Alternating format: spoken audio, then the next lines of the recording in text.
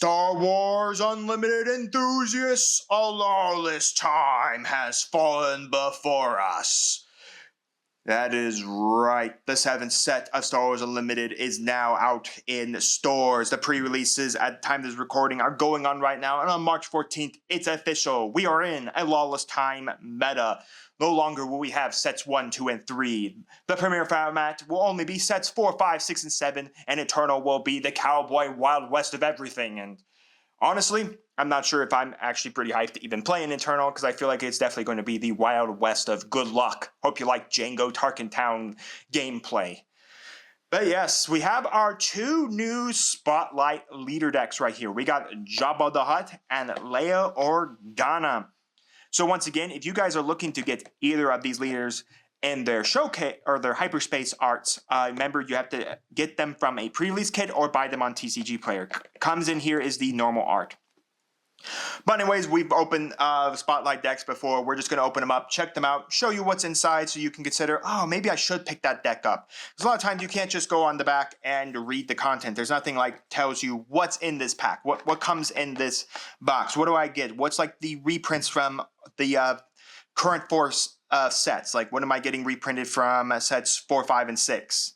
So what's coming out in here, because it doesn't really tell you, it just tells you it's 50 card fixed deck, 1 base, 1 leader card, 3 double-sided tokens, 31 counters, and 1 booster pack. I'm glad they do booster packs in these. But yeah, you don't get any information on those, so you'd have to go look it up online, or of course you could just watch this video and we'll go through it. And I'll give you my thoughts overall on like everything I feel like with these leaders, these decks, and stuff like that. I haven't really tried these out yet. Honestly, I don't really play the Spotlights once Paul and I get to a lawless time, which who knows when that's ever going to happen for all entire plays series. Well, of course, we'll play these starter decks overall, but who knows? Maybe set 12 will be out by the time we're even in a lawless time. But yeah, with that said, we're going to start open the Jabba. Mr. Jabba the Hutt, the new man for the underworld. So let's bust open this box. I did get both of these starter decks from Bulldog Community Gaming LLC in Brownsburg, Indiana. I'll leave a link down description below, guys, to the shop if you guys are considering coming down to play some Star Wars Unlimited. We play Saturday nights, 6 p.m. So come down, have some fun. We always are doing very interesting things with Star Wars Unlimited down there. So anyways, in your box, you are given your cardboard tokens. A friend of mine from my locals likes these. I use dice for everything, and I have a spin down counter for my base damage. So I'm going to give them to him. It's still unfortunate, even though now we know that they can print 3s for cardboard, they still don't print damage 3 on these things. For some other reason, they decide that we're not going to print that number. You get your rice paper covered deck, and you always get 1 booster pack now. A lot better than if you were in sets 1, 2, and 3 where you had the 2-player starter kit, which, you know, that was a little nicer because then you got both decks. You didn't have to buy like each individually, but again, most people really didn't want both decks. Most people only want 1 deck. Like, most people may only want the Jabba the Hutt deck, so they don't want to have to buy the Leia deck on the side if they don't want the Leia deck. So I get it. It's, you know, it's cost effective for people who just want to buy one or the other. For some people who want to buy both, it's not too cost effective like myself where I have to pay for both. But these are relatively like inexpensive. They're not overly expensive for a starter deck. So we're going to bust open this booster pack and see what we get inside. We got Jyn Erso. The leader will be Agent Kallus in hyperspace. All right, an Agent Kallus. For the rest of the deck, we did get a Imperial Command Complex, hyperspace base as well. This is the new splash base as well as the new, of course, token. So there's our new token and credit as well. So this is the new splash base that states that epic action, one-time use. You can play a card from your hand, ignoring its blue, green, red, or yellow aspect. So basically you can just play it for no aspect penalty. So pay its normal cost. So if you, for instance, if we had a blue, red, and black card in our hand and we're running this green base, we could burn this epic action to play the red card out without paying a penalty for the red. Anyways, without that said, 𝐒𝐓𝐃𝐄𝐒 listener, the collateral damage, the Nightwind Assailants, Imperial Door Technician, the Wookiee Gorilla. As a reminder, the packs have changed completely. You're now guaranteed 1 hyperspace foil card. The black border foil cards are gone from the set and gone completely, so thank goodness for that. And you're almost guaranteed at least maybe one hyperspace as well. At least the packs I've opened up have both had a hyperspace and a hyperspace foil. As well in this set, you are also guaranteed by so many packs you pull to pull a prestige rare card. So instead of them being exclusive to Carbonites, they're now in the main set as well. I believe that it's 1 in 16 or 1 in 12. I believe it's like almost on average you'll get 2 per booster box. So if you're not a person on Carbonites and you've really been wanting those prestige rares, now you can get them out of the main set, which I think helps chase the main sets as well.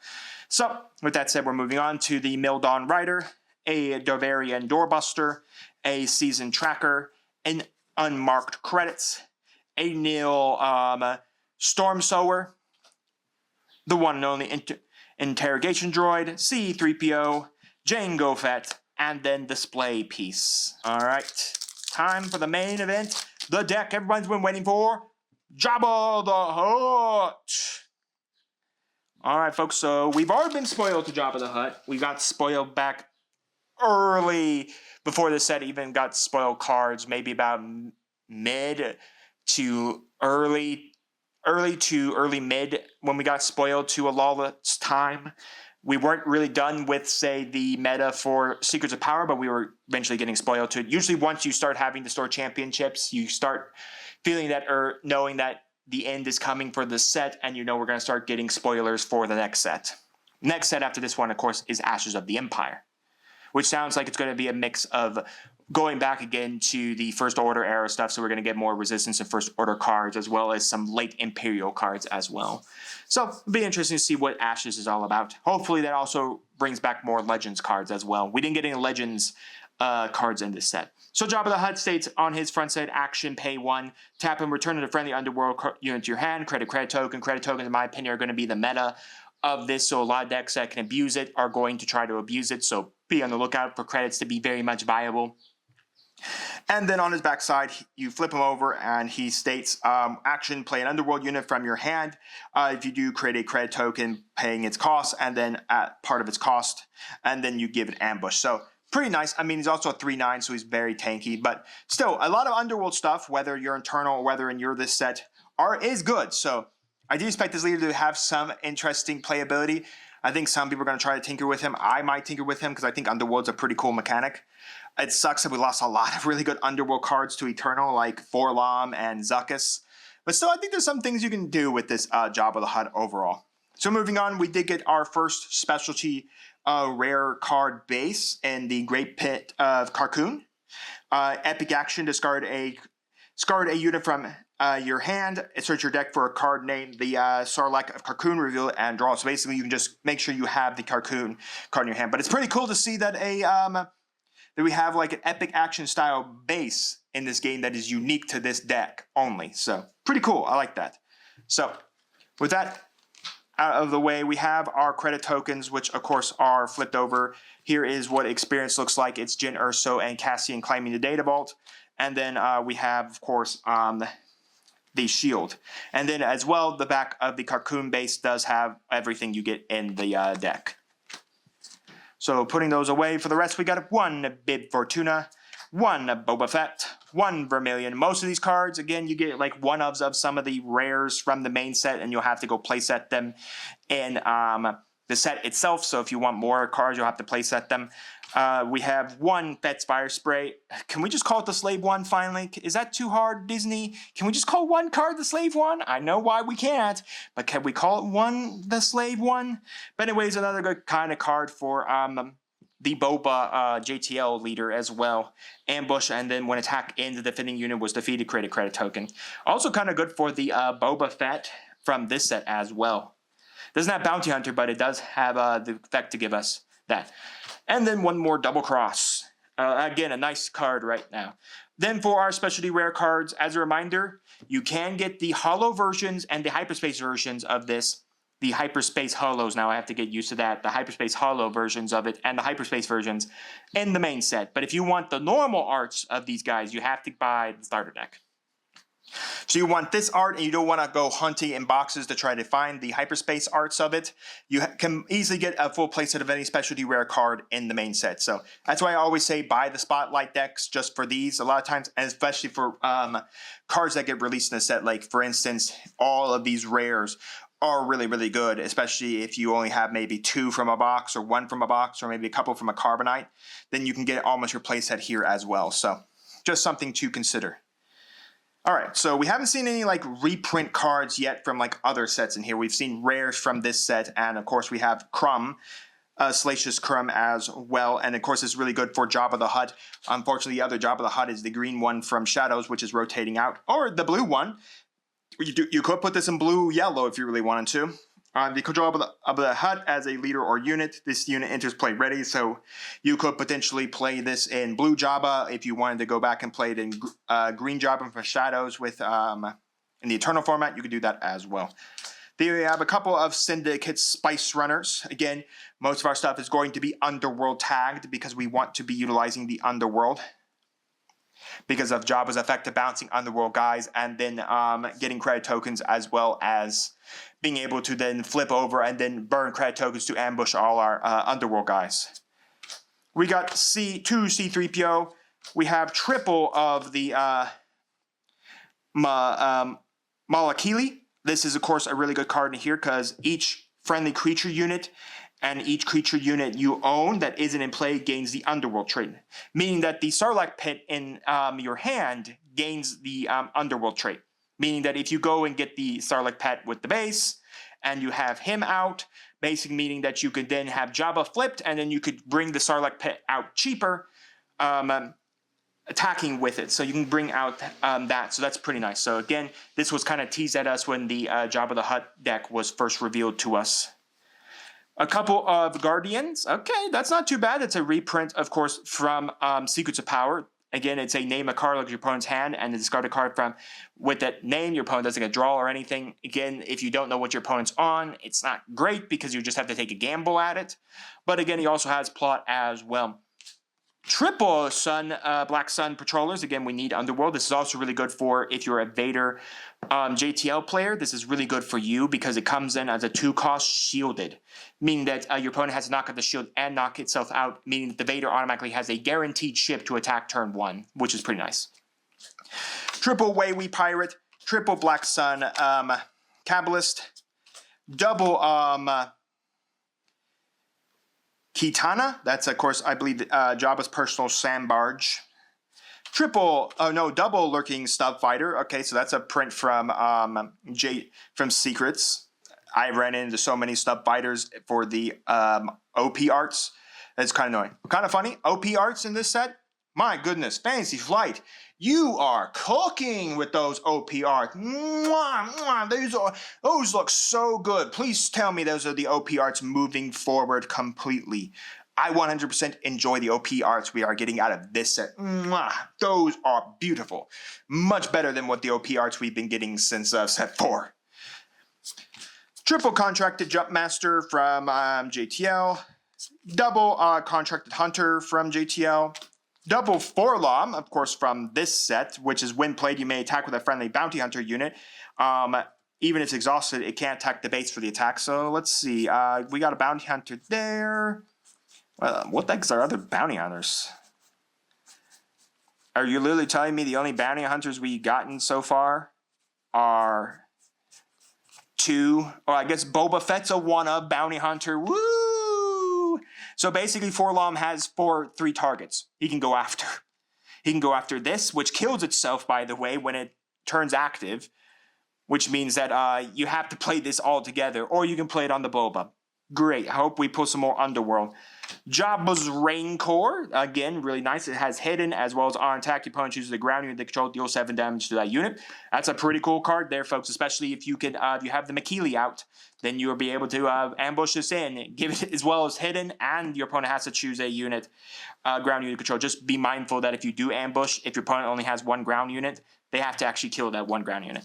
We are given triple the Sarlacc of Carcoon. It makes sense. You always get a play set of the specialty rare cards. So again, another really cool card. On attack, put a unit for your discard pile at the bottom of your deck. Deal damage to your opponent equal to the number of the unit's power to the enemy ground unit. Pretty neat card, especially for certain decks like the Vader from this set. Being able to pitch cards out of your hand. I could see the Vader playing the Sarlacc Pit in their deck, because then they could cycle back their cards back to the bottom so they can pitch the high value stuff to get it out. As well as Voss might play this as well, hilariously enough, because of Dryden Voss's effect to give, once he's flipped over, to give anybody ambush.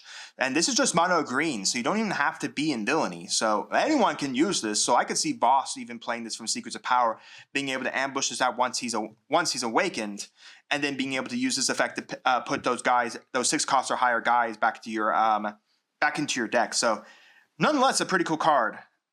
So anyways, then after that, we have some unmarked credits. The Axe forgets a couple of haymakers as the last. So literally bounty hunter wise for that 4-LOM, we don't even have really great targets for that. I think we had 3. Wow, that 4-LOM sucked. What are my thoughts overall on this one? You know, it's not too bad of a deck. It's basically just Underworld Turbo. That's all this deck is. So if you really are into the Underworld side of things and you really 100% are into it, this deck is going to meet that for you. It's going to fix that full itch for you as an Underworld leader. But is he a good Underworld leader? I think he has some playability. I might tinker around with him because I think there's just some things that this Jabba can do. It's just bounce Underworld guys back to your hand, and then being able to afterwards being able to create credit tokens. And as long as you have credit tokens, being able to then constantly ambush in more guys. So nonetheless, it's a pretty cool leader. So strongly consider, guys, if you liked any of the cards in it, pick it up. Again, I'm not going to tell you what deck to pick up. In my personal opinion, a lot of the stuff is okay reprints. There's nothing like amazingly reprinted in here. I like some of the rares we got printed in here because they're all good Underworld rares. And again, if you didn't pull a complete playset from the set, there you go. You got your complete playset. But yeah, there's some really good cards in here, folks. Be on the lookout. I think this leader has some good potential. As overall for a deck, it's a consistent deck. It does what it does, what the leader states on it. Just create guys with Underworld, bounce them back, create credits, flip Jabba, burn credits, bring all your Underworld guys out, smashing your opponent's face. And then have the Makili out so that the Jabba's Rancor and the Sarlacc Pit are both also Underworld units. So nonetheless, it's a pretty good card. It's a pretty good leader and a pretty good deck overall. But again, it's on you guys which one you want, which starter decks you guys want to pick up. I'm just here to showcase everything you get in the starter decks if of course you're curious on which one to pick up yourself. We're moving on to good old Leia now. In my opinion, probably not the best leader for the spotlights. She just doesn't feel good, folks. Once again, it's the exact same thing we've had before.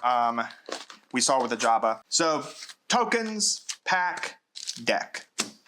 Another Jyn Erso pack. Okay, double Jyn. Sounds like a drink. Our leader is Aurra Sing. All right. Action, defeat a unit with non-leader unit with 1 or less remaining HP. She flips for 7, and then on 1 flip, when deployed, you may defeat a non-leader unit 5 or less remaining HP. Not a good leader. In my opinion, she's not great. We'll see. Maybe someone will fix her up. I don't know. We have Darian Garrison and the Hyperspace, so that's our splash base. I do like that. Rundarian Bondsman, a Haxion Aggressor, a Vandor Range Trooper, a Baraka Shipbreaker, a Rookie Rocket Jumper Hyperspace, Black Sun Patroller. Hey, we just saw that card. An Undercity Hunting Team, a Tordarian Technician, a Ruthless Duo, a Profiteering Hunter in the Hyperspace Foil, a Broken Horn, Scarif Lieutenant, Lady Primixia, and you know, why not get a rare base? Can we stop putting the bases in the rare slot?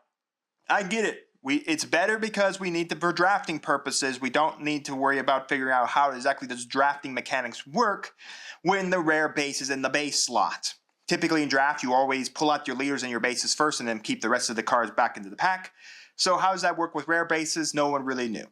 But apparently it doesn't matter. The rare bases are taking up the rare slot, so congratulations for everyone looking to play sealed and draft style. Hope you don't get landed the rare base that are all kind of bad. The Citadel Research Center, epic action, pay 1, return a friendly resource on hand if you do reach the top card of your deck. So it's probably, if I'm being a little honest, the best of the 3 rare bases we got out of this set. At least I can pay 1, pay the resource that I basically want to pick up and grab it and then replace it with a top card of my deck. So meaning if you are at that point where you need to grab something you resourced a while back, now you can do it. But all the rare bases suck in this set, man. They are not good. But we're not here to talk about that. We're here to look at the rice paper covered Leia Organa. And this is Leia's 3rd leader. Actually, no, 4th leader. Let's see. We got Leia from Spark. We got old Leia from Secrets. We got Leia from Battle of Hoth. Yeah, no, this is our 4th Leia leader. So yeah, Leia Organa, everybody. Here she is. This is Bounty Hunter Leia. So again, the 2 starter decks are based around Return of the Jedi. Again, a really good movie. That's one of my favorites. I still think my favorite overall is still Episode 5, but I do like Episode 6. I mean, overall, I do like the original trilogy, and I do like some of the prequel trilogy. The Disney trilogy, I think 7's the only one that still bites with me. It's pretty good. 8 and 9 are garbage. And then, The Mandalorian's not too bad. We'll have to see what the Mando Grogu movie looks like. Hopefully hopefully it's a hit. It looks pretty fun. Let's hope it's a hit. Anyways, Leia Organa states action, pay 2 tapper for this phase, give a unit +1/+1 for each different aspect it has on it. So basically you could pay 2 if a unit has, in this case, we would have 2 here, we would get +2. If you had another color, you get +3. It's really nice for all the multi-aspect cards that we have coming out in this set.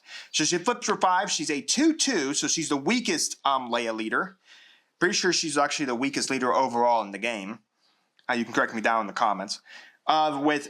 That has Overwhelm, which is not great to overwhelm it as a 2/2. And then when deployed, choose a unit, give an experience token to that unit for each different aspect among the unit's control. So basically, if you're playing a really strange ultimatum, like multiple aspected deck, so if you have like green, blue, and then maybe you have a red guy out as well, you can then basically, you target the Leia. That's what you want to do. Anytime you deploy this Leia, you're targeting the Leia. Always target the Leia so that she just doesn't straight up die on your 5 flip turn. Could she have been better? Sure. She could have been a little stronger, but I get the whole reasoning why Fantasy Flight didn't overly buff her is because you're meant to target her with her ability. You're meant to flip her, target her, and then give her the buff. So, I don't know. It just does not sound great as a leader, that's for sure. We have the Dynamo's Palace as our base. Again, the splash base here. This is, of course, the first instance if you haven't opened any of the set or anything like that of the splash base. It's now called splash base. So it has an epic action. You can ignore an aspect penalty on play a card for your hand, ignoring aspect. One of its aspects of blue, green, red, or yellow. So basically, in essence, ignore the blue because you could never really have to worry about the blue aspect, but you would just ignore the aspect. So if you were playing a guy with green, red, white in here, then you would use this to play the red card without paying its aspect penalty. So we have, of course, our 3 tokens as per normal. And then for the rest of the deck, we have 1 Jyn Erso when played. Either give an experience token to a unit or exhaust a unit. So basically, you can play it to get buff someone up, or you can play it to rest one of your opponent's units. 1 Bodhi Rock on attack, you may give a friendly rebel unit Sentinel for the phase. 1 Rogue 1. When a friendly unit is defeated, look at the top 2 cards of your deck, put any number of them, cards on the top or bottom of the deck, put them rest in any order. So basically, it's Inferno 4, but always on when any one of your units is killed. You basically can scry the top of your deck.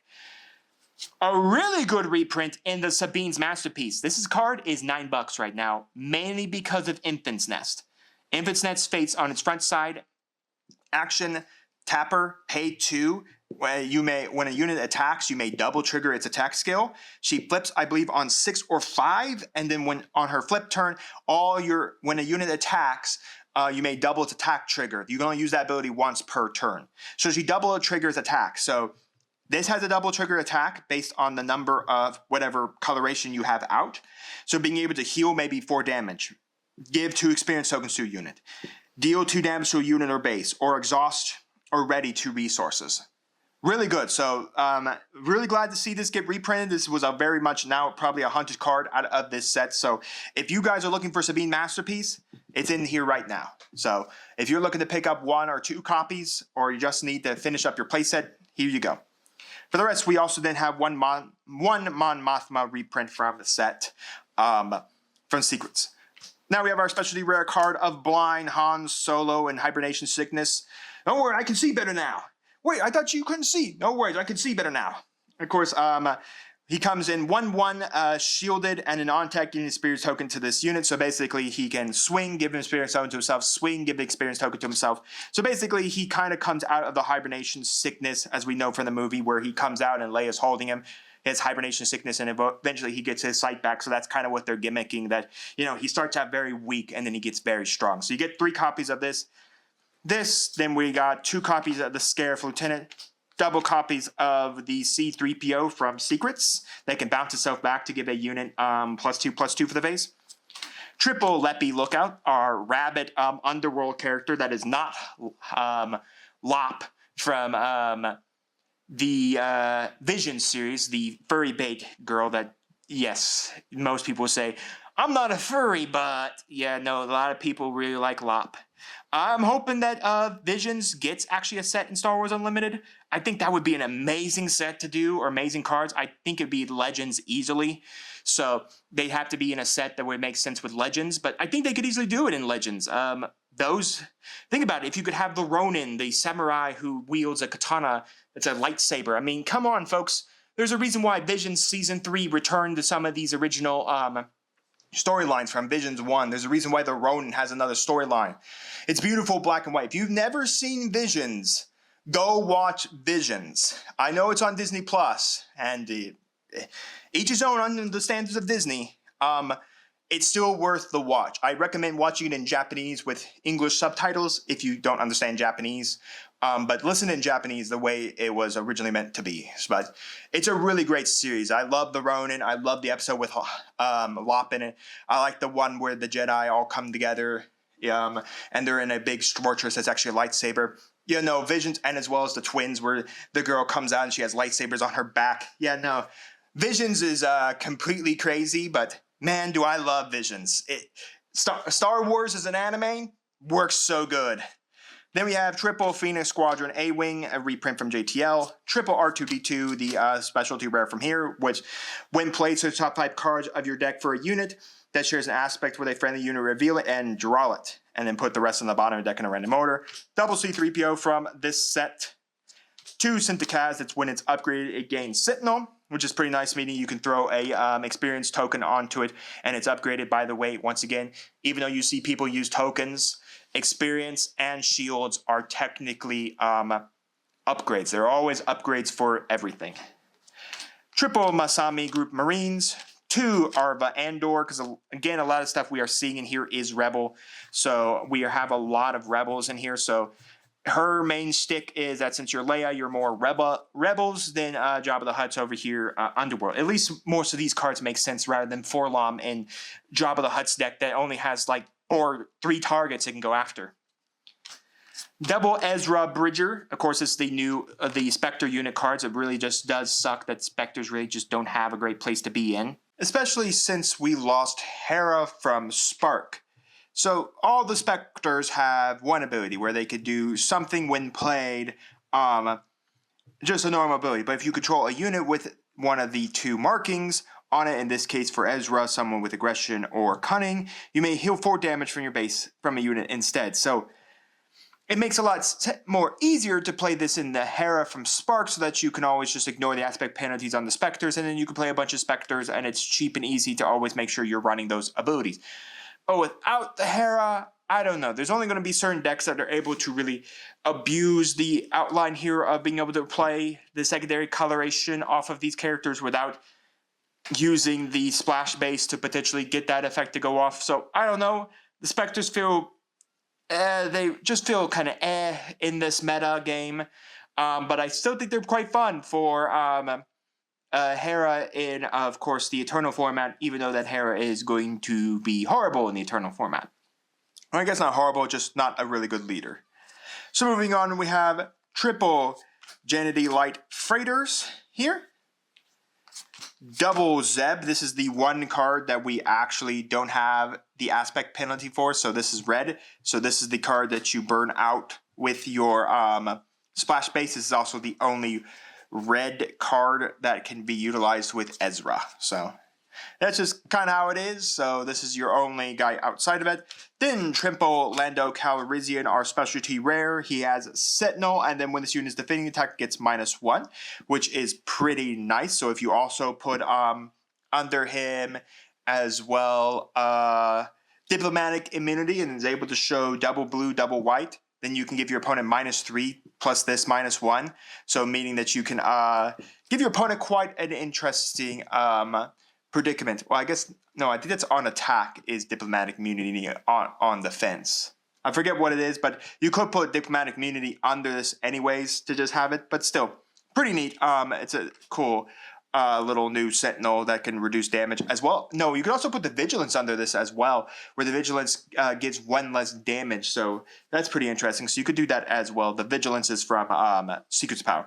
Then Triple Leia's Disguise, the specialty rare upgrade card in here that turns Leia into her bounty hunter self. Okay, attached unit gains the Underworld trait, and when played, if attached unit is Leia Organa, give a shield token to a friendly unit. So you can put this under Leia after you flip her. Not only do you get the buff from Leia's ability, but you can also get, of course, the +2/+2 as well. Just make Leia a little harder to kill. And again, it's very easy to put this under Leia. We have plenty of Leia to put her under, as well as you could put this under the Leia from Secrets of Power, the one that discloses, and then basically give a shield token to a friendly unit, including herself. It does not say another friendly unit. Then putting a team together, because even though we're green, but it does allow us to search out blue cards.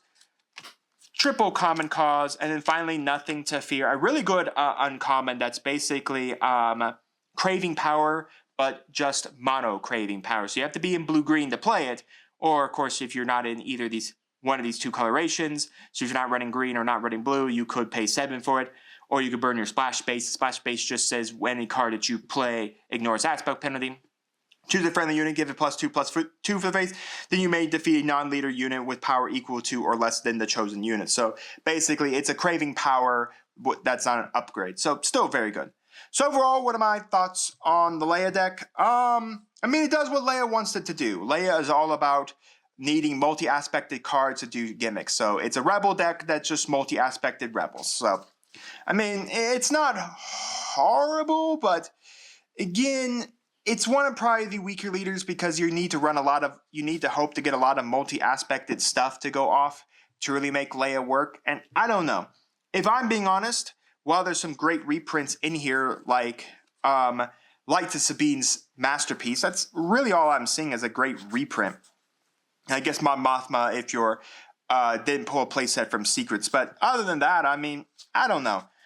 I really don't know about her. I mean, I think she's cool, but she just doesn't feel like she's a good leader. She's definitely very squishy on her backside, and if you flip her and give her this power to someone else, she could just die to absolutely anything in the game. One single attack and Leia's dead. So her flip side just doesn't feel great unless you target her with her ability instead of someone else. So yeah, it just, I don't know. If you're asking me which deck I would recommend, I think the Jabba deck is just a whole lot better. Honestly, I just think Jabba's just a whole lot better if you're looking for that. But if you are looking for a good reprint, getting this one is a very good reprint. $9 for the Sabine's Masterpiece. Yeah, you know, you could pay $9 to get a Sabine's Masterpiece, or it may potentially even go up. Or you can also just pay the $9 and get a whole bunch of cards that you may need, you wanted to play, as well as the specialty rare cards that, again, unless you buy the starter deck, you have to hope to pull the Hyperspace and Hyperspace foil versions of it in the set. So you can have a gamble to pull them from the set, or you can buy them naturally. But that is it, folks. I want your thoughts down in the comments. Which leader do you think is the better leader? Do you think it's Jabba? Do you think it's Leia? Which of these Spotlight decks do you think are better overall, Jabba or Leia? Let me know all of that down in the comments, and let me know which one I have pushed you to go and buy and showcase all that. And while you're commenting, do make sure to like the video, subscribe to the channel, ring the bell so you can notify when my videos go live for you. And we'll see you here next time on Marvel Dragons TCG.